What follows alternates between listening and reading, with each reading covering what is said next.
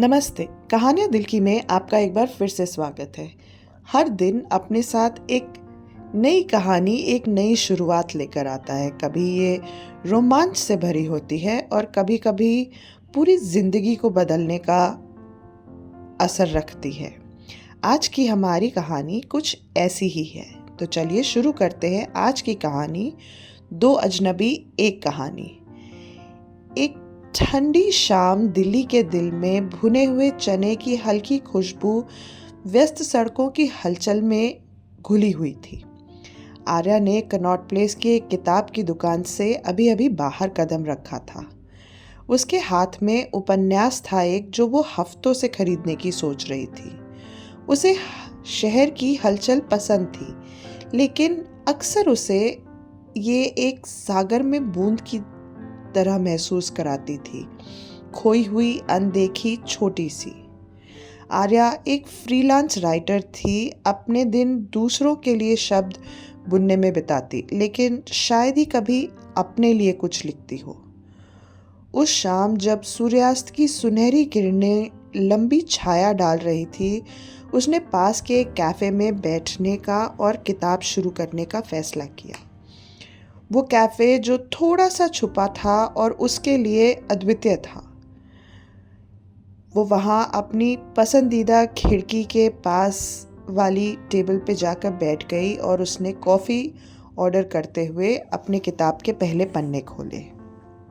इसी बीच विहान उन्हीं सड़कों पर घूम रहा था, उसका कैमरा उसके कंधे पर लटका हुआ। उसने हाल ही में अपनी कॉर्पोरेट नौकरी छोड़कर फोटोग्राफी को अपना करियर बनाने का फैसला लिया था। ये कदम जितना रोमांच से भरा हुआ था, उतना ही डरावना भी था।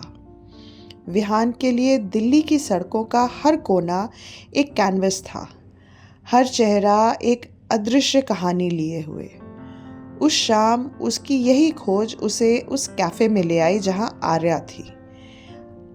जैसे ही उसने कैफ़े के अंदर कदम रखा, एक घंटी की हल्की सी आवाज़ गूंजी। आर्या ने अपनी किताब से ऊपर देखा तो उनकी निगाहें क्षण भर के लिए आपस में मिली। विहान ने पूरे कैफ़े में नज़र घुमाई तो देखा कि सिर्फ आर्या के सामने वाली कुर्सी ही खाली थी। हिम्मत करके वो वहाँ गया और उसने पूछा, क्या मैं यहाँ बैठ सकता हूँ? आर्या थोड़ी झिझकी, फिर सिर हिलाया और उसे वहाँ बैठने की अनुमति दे दी। उनके बीच की खामोशी आरामदायक थी, ऐसी जो दो अजनबियों के बीच होती है जिन्हें इसे भरने की ज़रूरत महसूस नहीं होती। विहान ने अपना कैमरा निकाला और अपनी तस्वीरों को स्क्रॉल करने लगा। कभी कभी बाहर की हलचल भरी सड़क को देख लेता। आर्या ने उसकी तस्वीरों पर कुछ झलकियां चुराई और जानने की उत्सुकता उसकी बढ़ रही थी कि ऐसी कौन सी छवि है जिसको वो इतनी गहराई से देख रहा है। आखिरकार उसने पूछ ही लिया, क्या आप फोटोग्राफर हैं? विहान ने ऊपर देखा और मुस्कुराते हुए बोला, बनने की कोशिश कर रहा हूँ। वैसे मेरा नाम विहान है। ये सुनकर आर्या बोली, और मेरा नाम आर्या है। जो बातचीत छोटी छोटी बातों से शुरू हुई थी, वो जल्द ही सहजता से बहने लगी। उन्होंने किताबों, कला और शहर के छुपे हुए खजानों के बारे में बात की। विहान ने उसे अपनी कुछ पसंदीदा तस्वीरें दिखाई और आर्या ने अपनी लेखन की रुचि साझा की। ऐसा लग रहा था जैसे ब्रह्मांड ने इस मुलाकात की योजना बनाई हो, दो अजनबियों की जिंदगियों को एक पल में बुन देने के लिए। घंटों कैसे बीत गए उन्हें पता ही नहीं चला। जब कैफे का स्टाफ लाइट बंद करना शुरू कर रहा था तो उन्हें थोड़ी शर्मिंदगी महसूस हुई कि उन्हें पता ही नहीं चला कि कितना समय बीत गया। एक दूसरे को बाय कहते समय उन्होंने नंबर एक्सचेंज किए और वहाँ से निकल पड़े। उस रात आर्या घर लौटी तो खुद को हल्का महसूस कर रही थी और विहान मुस्कुराए बिना नहीं रह सकता था जब उसने अपनी नई तस्वीरें देखी, जिनमें से एक में आर्या किताब पढ़ते हुए खोई हुई दिख रही थी। आने वाले हफ्तों में उनकी जिंदगी ऐसे बंध गई जैसे उन्होंने सोचा भी नहीं था। आर्या विहान की पसंदीदा सब्जेक्ट बन गई। उसकी सहज अभिव्यक्तियाँ उसके फोटो के लिए बहुत ही खूबसूरत कहानी थी। बदले में विहान आर्या की कहानियों का प्रेरणा स्रोत बन गया था। उसकी तस्वीरें ऐसे विचारों को जगाने लगी थी जो उसने पहले कभी नहीं सोचे थे। उन्होंने दोपहरें दिल्ली की खोजबीन में बिताई, हौस खास के शांत खंडहरों से लेकर चांदनी चौक की हलचल भरी खूबसूरती तक। एक दिन वे लोधी गार्डन गए। विहान सूरज की रोशनी और छाया के खेल को प्राचीन मकबरों के बीच कैद करने में व्यस्त था, जबकि आर्या अपनी नोटबुक में प्रेरणा के अंश लिख रही थी। घूमते हुए आर्या एक उबड़ खाबड़ पत्थर पर ठोकर खा गई। विहान ने उसे संभाल लिया और उसके इस ठोकर खाने से दोनों की हंसी पूरे पार्क में गूंज रही थी। तुम तो एक चलती फिरती आफत हो, उसने संभालते हुए चढ़ाया, और तुम वो हो जो मुझे ऐसे खतरनाक जगहों पर लेकर जाते हो, आर्या ने मुस्कुराते हुए जवाब दिया।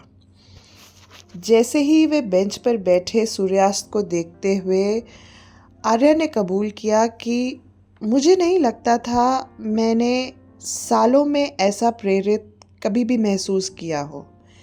ऐसे लग रहा है जैसे मैं दुनिया को फिर से देख रही हूँ। विहान ने उसकी ओर मुड़ते हुए कहा, ये हमेशा से तुम्हारे अंदर था आर्या, कभी कभी बस सही साथ की ज़रूरत होती है इसे बाहर लाने के लिए। उनका संबंध हर गुजरते दिन के साथ गहरा होता गया। फिर भी दोनों ने इसे कोई नाम देने की हिम्मत नहीं की। दोनों अपने पिछले रिश्तों की असुरक्षाओं से घिरे हुए थे। आर्या के लिए ये खुद को किसी और की कहानी में खो देने का डर था, वहीं विहान के लिए अपना दिल फिर से दांव पे लगाने की झिझक थी। एक बारिश की शाम जब मॉनसून की बूंदें शहर को भिगो रही थी, विहान ने आर्या को अपने स्टूडियो में बुलाया। ये एक साधारण सी जगह थी। दीवारों पर उसकी तस्वीरें सजी हुई थी, जिनमें से हर एक अपनी कहानी कह रही थी। उसने उसे एक श्रृंखला दिखाई जिस पर वह काम कर रहा था। मानवीय संबंधों के क्षणों को कैद करने वाले सहज चित्रों का संग्रह, और ये मेरी सबसे पसंदीदा है, उसने कहा, कैफ़े की खिड़की के पास बैठी हुई आर्या की तस्वीर की ओर इशारा करते हुए। आर्या चौंक गई। तुमने ये मेरी बिना जानकारी के कब ली? उसने छेड़ते हुए कहा, लेकिन उसकी आंखों में प्यार था। तुम बहुत शांत लग रही थी। मैं इस पल को हमेशा के लिए रोक लेना चाहता था। आर्या ने उस बारिश भरी शाम में एक गर्माहट महसूस की जो उसने वर्षों में नहीं की थी। उसने महसूस किया कि जो उनके बीच था वह सिर्फ एक क्षणिक संबंध नहीं बल्कि बहुत बड़ा था, कुछ दुर्लभ था, कुछ ऐसा जिसे थामे रखना चाहिए। विहान, उसने धीरे से शुरू किया, उसकी आवाज़ मुश्किल से फुसफुसाहट। मुझे नहीं पता कि ये कहाँ जा रहा है, लेकिन मुझे ये पता है कि मैं इसे ख़त्म नहीं करना चाहती। उसकी तरफ देखते हुए विहान मुस्कुराया। उसकी आंखों में भी वही झिझक थी। मैं भी नहीं करना चाहता आर्या। उस दिन से उन्होंने जो पाया था उसे अपनाने की अनुमति दे दी थी। उनका प्यार बड़े बड़े इशारों से परिभाषित नहीं था, बल्कि उन छोटे अर्थपूर्ण पलों में था जो उन्होंने साझा किए। उन्होंने शहर की खोज जारी रखी। हर रोमांच ने उनकी जिंदगियों को और करीब ला दिया। सालों बाद जब वे उसी कैफ़े में बैठे थे जहां वे पहली बार मिले थे, अब वो जगह उनके लिए यादों से भरी हुई थी। विहान ने आर्या का हाथ पकड़ते हुए कहा, क्या तुम्हें लगता है कि ये सब ब्रह्मांड ने पहले से ही योजना बनाई थी? आर्या हंस पड़ी। शायद हम बस दो अजनबी थे जो एक दूसरे को खोजने की हिम्मत रखते थे। उनकी प्रेम कहानी बहुत ही खूबसूरती और साझा किए हुए पलों का एक संग्रह थी। उन्होंने न केवल एक दूसरे को पाया बल्कि अपने उन हिस्सों को भी पाया जो उन्हें पता ही नहीं था वो खो चुके हैं। और साथ में उन्होंने अपनी कहानी लिखनी जारी रखी। आशा है आज की कहानी आपको पसंद आई होगी। कमेंट्स में हमें ज़रूर बताइएगा ये आपको कैसी लगी। धन्यवाद।